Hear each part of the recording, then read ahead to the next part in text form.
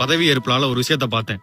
என்ன அப்படின்னா, கட்டின மனைவிக்கு அழைப்பு இல்ல, இத்தனை வருடங்கள் வளர்த்த பிள்ளைகள் தன் சொந்த பிள்ளைகளுக்கு அழைப்பு இல்ல. அதுக்கு மேல நான் ஒன்னும் சொல்ல விரும்பல.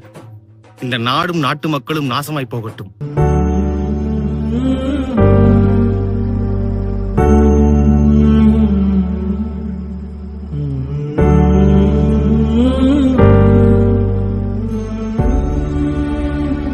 Divya, Sasha, Joseph, Vijay.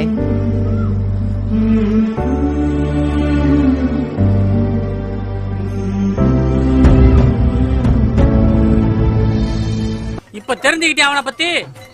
தங்களை காண்பதற்காக வெள்ளையர் தளபதி நிக்சன் துரை வந்துள்ளார். மாமா, அங்கே பாருங்கள், பாருங்கள் என் செல்வங்கள்.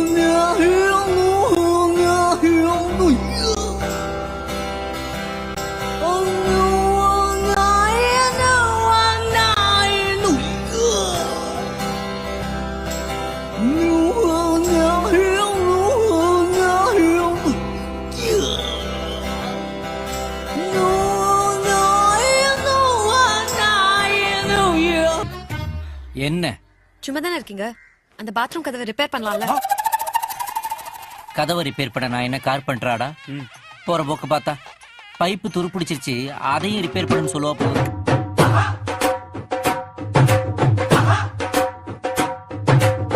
அவன் ஒண்ணு சொல்லிக்கிறேன், நீங்க தெரியாமலாம் பண்ணல, நீங்க தெரிஞ்சுதான் பண்றீங்க. பயங்கரமா நல்லா தான் இருக்கீங்க. வாழ்த்துக்கள்.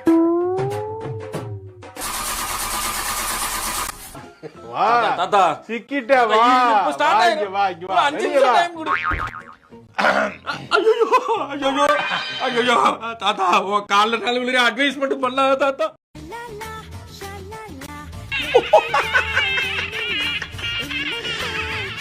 மக்களே, சார், சிஎம் சார், நீங்க ஆனாலும் மாசு சார். ஐயோ, நமக்கு எதுக்குப்பா பம்பு? தேவையில்லாத நம்ம பேச வேண்டாம், நடக்கட்டும். திரிஷா வந்து நான் என்ன சொல்றது, பல்லு இருக்கிறோம் பக்கடா சாப்பிடுறான், அவ்வளவுதான் நான் சொல்ல முடியும். தளபதிக்கு 36 பல்லு இருக்கு, அவ்வளவுதான். ஏன் வரட்டுமே, இதெல்லாம் என்ன தப்பு இருக்கு? எங்க தலைவி வந்து துணை முதலமைச்சர், இதுல உங்களுக்கு என்ன பிரச்சனை? அதாவது தமிழகத்தின் தங்க தலைவி திரிஷா அவர்கள் வந்து துணை முதல்வர் வந்தா கூட சந்தோஷம், உங்களுக்கு என்ன பிரச்சனை? அதெல்லாம் தப்புங்க, இருக்குங்க, அப்படித்தாங்க இருக்குங்க. ஓகேவா, உங்களால என்ன பண்ண முடியுது, அவ்வளவுதான். இங்க என்ன நடந்துட்டு இருக்கு தெரியுமா? என்ன நடந்துகிட்டு இருக்கு?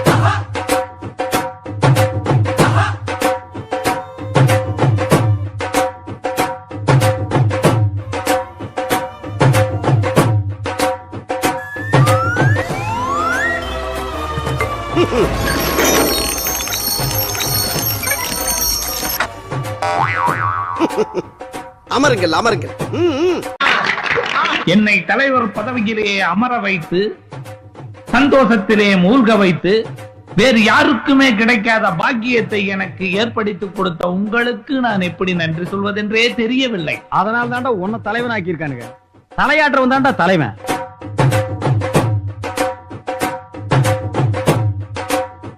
தமிழக அரசியலில் ஒரு புதிய சகபாத்தத்தை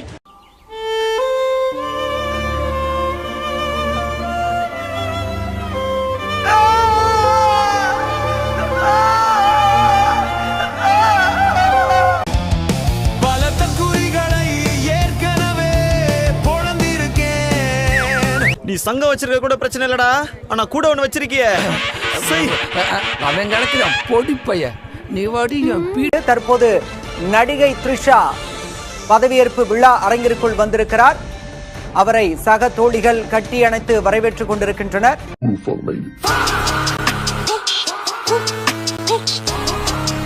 நானே அது நானே, லல்லி தோழியும் நானே, மணப்பொண்ணு தோழியும் நானே.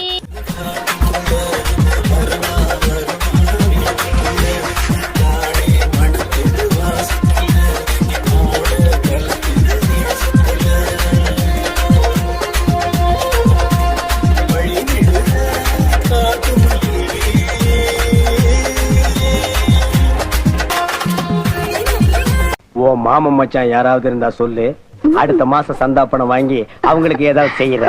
பொதுக்குழு கூட்டியாச்சு, நீங்க வெளியே வரீங்களா இல்ல நாங்க அங்க வரட்டுமா? என்னடா பொதுக்குழு செயற்குழு, இந்த நாய்ங்க பண்ற இம்சை தாங்க முடியல. நீங்க இந்த பொண்ணை வச்சிருக்கிறது தொண்டனுக்கு பிடிக்கல. அவனுக்கு பிடிக்கலன்னா விடு, எனக்கு பிடிக்குது. தொண்டனுக்கு பதில் சொல்லித்தான் ஆகணும். என்ன நீ பெரிய தொண்டை? தினம் 5 ரூபாய் டீ செலவுக்கு என்கிட்ட வாங்கிட்டு போற, உனக்கு நான் பதில் சொல்லணுமா? என்ன அப்படி பேசுறாரு? அப்படித்தான் சொல்லுவேன். இங்க பார், இவ தலைவி, நான் தலைவன். நாங்க தான் கட்சி தான். நாங்க இஷ்டம் இருக்கிறவங்க இருங்க, இல்லன்னா வெளியில போங்கடா நாய்ங்களா. அடுத்த இடத்துல என்னெல்லாம் பண்ணலாம்னு இருக்கீங்க? நான் சிஎம் ஆகணும். நிஜமாவா? நிஜமா சொல்றேங்க, டெஃபினெட்லி. அரசியலையா சினிமா? நீங்க பாருங்க ஒரு 10 வருஷத்துல. அப்ப புரியல, இப்ப புரியுது, இப்ப புரியுது. இஷ்டம் இருந்தா இருங்க, இல்லன்னா இப்ப ஓடி போயிருங்கடா. அது என்ன நீங்க டெய்லி கட்சி ஆபீஸ்க்கு வர்றது, ஆளுக்கு ஒரு டீயை குடிக்கிறது, பேப்பர் படிக்கிறது, அடுத்த கட்சி பத்தி பேசுறது? இனிமே நீங்க எல்லாம் வரக்கூடாது, வெளியில போங்க. செவரு, பாலம், மரம் எங்கெங்க கேப் கிடைக்குதோ அங்கெல்லாம் தலைவன் தலைவி வாழ்க்கைன்னு எழுதுங்கடா.